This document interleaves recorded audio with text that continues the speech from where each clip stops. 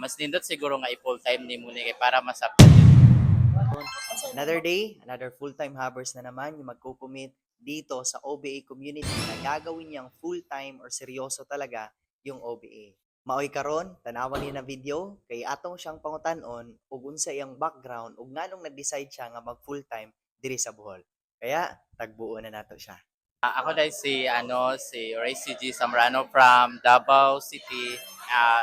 Nga jud ko dire sa Bohol kay gusto na ko nga mag-try mag full time. So kay kailangan ko nga mas nindot siguro nga i-full time ni mo ni kay para masabtan jud. Last work nako is midwifery sa hospital government sa Davao City. Kung usa ka sa mga curious, kami dire naga-income na at daghan pag nabago ang kinabuhi. So kung ikaw karon i-message dira og asay mo location para tudloan ka na kung saon po pag-income dire sa OBA community. God bless.